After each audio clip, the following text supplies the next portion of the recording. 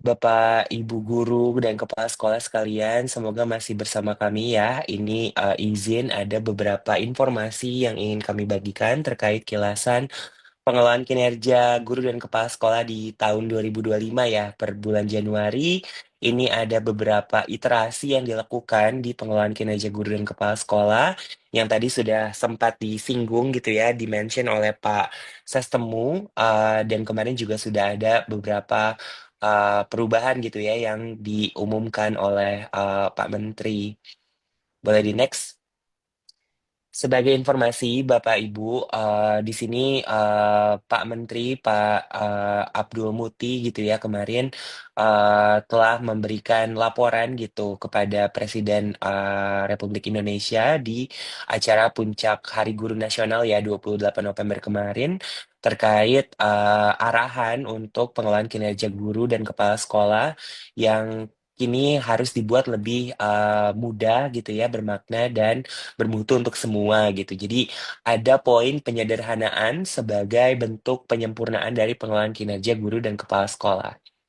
Nah, arahan tersebut telah diejawantahkan gitu ya kepada rilisnya pembaruan pengelolaan kinerja pada implementasi tahun 2025.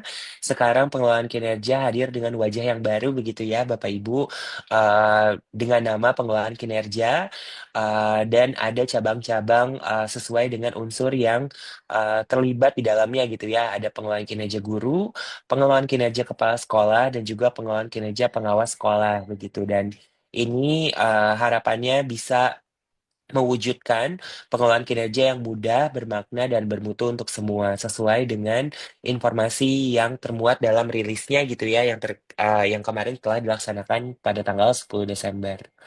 Boleh di next? Inti dari pembaruan pengelolaan kinerja untuk implementasi di tahun depan gitu ya Bapak Ibu yang tinggal beberapa minggu lagi ini ada dalam bentuk penyempurnaan tiga hal gitu ya.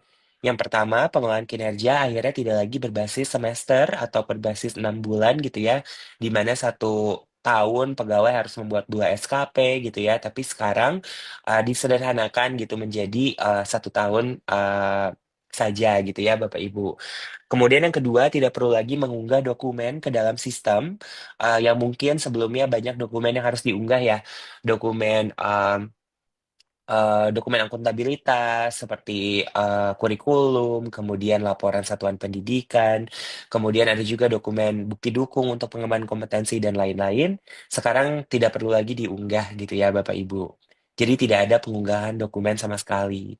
Dan yang ketiga, ini tidak lagi berbasis poin untuk pengembangan kompetensinya ya Bapak Ibu.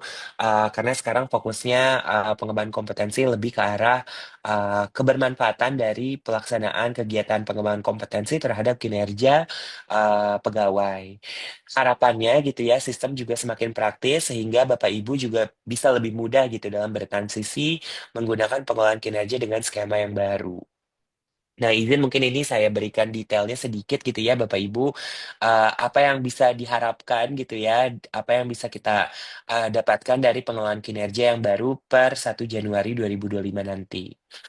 Terkait pelaksanaan yang kini menjadi 1 tahun, Bapak Ibu, ini tandanya penyusunan SKP oleh pegawai dan penyepakatan SKP oleh atasan hanya dilakukan 1 kali dalam setahun dan tidak lagi berbasis semester. Kemudian tidak ada perubahan ya dalam kaitannya dengan siklus peningkatan kinerja. Jadi siklus peningkatan kinerja ini masih sama. Ada observasi, ada diskusi tindak lanjut, upaya tindak lanjut, dan refleksi. Itu tidak ada yang berubah ya, Bapak Ibu. Perbedaannya, keseluruhan siklus tersebut kini hanya dilakukan dalam 1 kali setahun gitu. Jadi yang di tahun 2024 mungkin guru diobservasi 2 kali gitu ya, karena berdasarkan periodenya kini hanya dilaksanakan 1 kali gitu ya di tahun depan. Dan yang ketiga, dalam konteks penilaian secara periodik gitu ya, bulanan atau triwulan sesuai dengan em, arahan gitu ya atau kebijakan dari daerah masing-masing. Ini bisa dilakukan gitu ya. Jadi ada penilaian progresifnya juga gitu selama 1 tahun berjalan ya gitu. Dikembalikan kepada kebijakan di daerah, namun tidak ada lagi penilaian periode semester gitu ya. Jadi kalau kemarin di dalam sistem kita ada penilaian semester periode 1 dan 2, kini tidak ada lagi. Jadi di dalam sistem nanti penilaiannya hanya langsung penilaian akhir saja di bulan Desember tahun berjalan atau di tahun 2025 ya Bapak Ibu. Di akhir tahun anggaran. Nah, bagaimana dengan poin nomor 2? Ini adalah penyempurnaan terkait unggah dokumen gitu ya. Jadi tidak ada lagi dokumen yang diunggah. Di sini pegawai dan atasan tidak perlu lagi mengunggah dokumen apapun gitu ya Bapak Ibu ke dalam sistem. Entah itu RPP, bukti dukung pengembangan kompetensi, rekap kehadiran guru, dan lain-lain. Nah, kalau nggak diupload, terus gimana Mas Tian? Nggak diunggah gimana? Jadi nggak ketahuan dong buktinya gitu ya. Mungkin ada yang khawatir, tapi tetap ya dokumen-dokumen tersebut adalah dokumen yang memang harus dimiliki oleh satuan pendidikan gitu kan ya Bapak Ibu. Jadi esensinya di sini karena satuan pendidikan adalah pengelola dokumennya, jadi tidak perlu diupload lagi, tidak perlu diunggah lagi. Atasan hanya perlu mengkonfirmasi bahwa dokumennya sudah tersedia gitu ya dan sudah dicek sebagai bentuk akuntabilitasnya. Dan dalam konteks pengembangan kompetensi, alih-alih membuktikan ketuntasan pembelajaran dengan bukti seperti sertifikat yang harus diunggah juga ke dalam sistem, kini pegawai membuktikan hasil belajarnya melalui refleksi ketuntasan gitu ya. Jadi di akhir tahap pelaksanaan, kelak pegawai hanya perlu mengisi refleksinya gitu ya. Selama 1 tahun sudah mengikuti kegiatan apa, untuk buktinya itu tidak perlu lagi diunggah ke dalam sistem gitu ya. Dan memang pegawai hanya perlu mengkonfirmasi gitu ya ketuntasannya ke atasan langsung gitu. Jadi tidak perlu semuanya diunggah ke dalam sistem.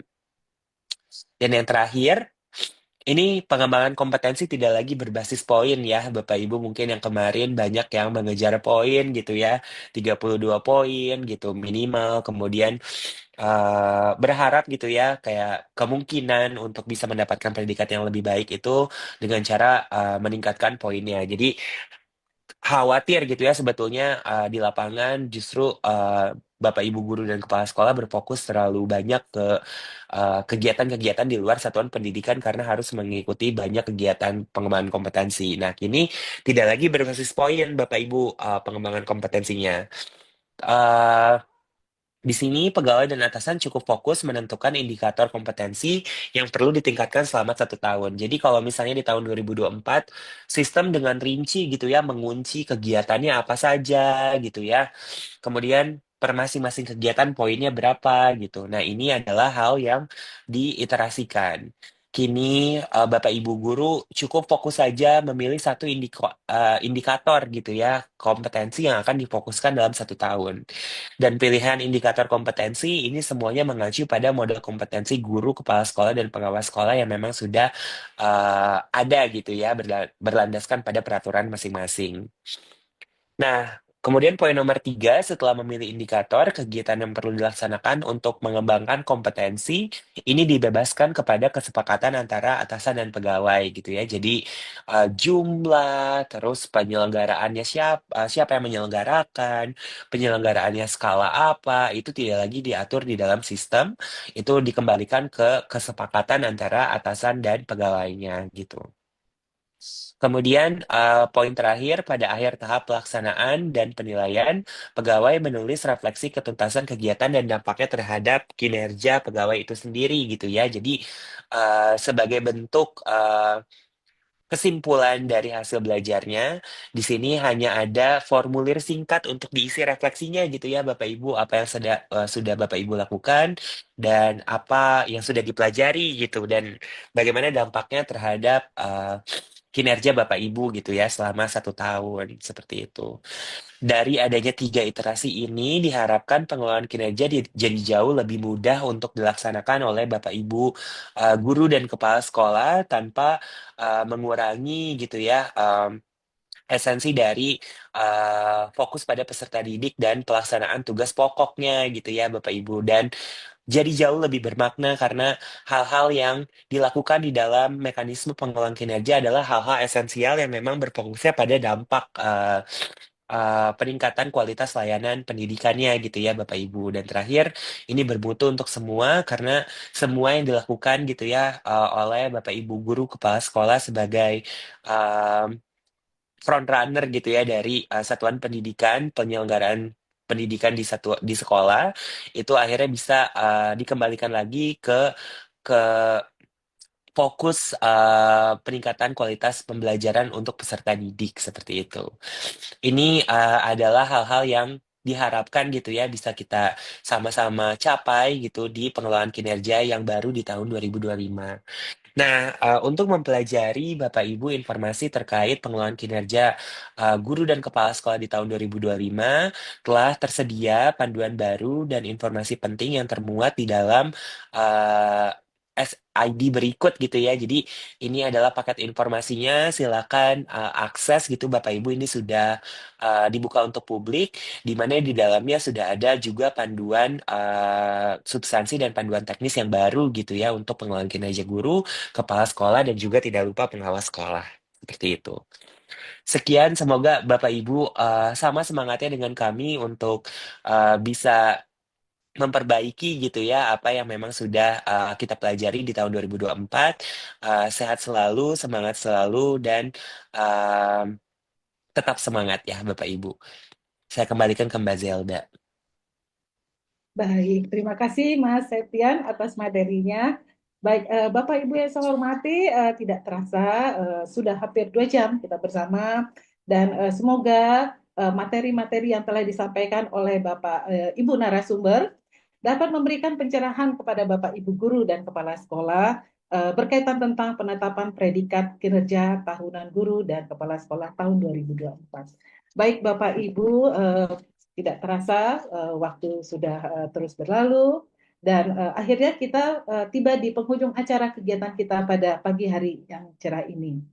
Baik Bapak Ibu, sebelum menutup acara ini, perkenankan saya untuk mengucapkan terima kasih dan kepada seluruh pihak yang telah berkontribusi dan berpartisipasi aktif dalam pelaksanaan kegiatan sosialisasi penetapan predikat kinerja tahunan guru dan kepala sekolah tahun 2024.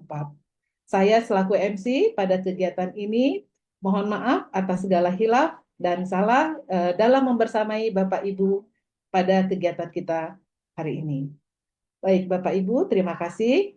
Jalan-jalan ke Lampung tidak lupa mengajak Bapak Ibu. Amalkan pendidikan dan ditampung supaya tidak lupa di dalam benak. Baik Bapak Ibu, akhir kata, wassalamualaikum warahmatullahi wabarakatuh. Selamat pagi, salam sehat selalu Bapak Ibu. Terima kasih Bapak Ibu.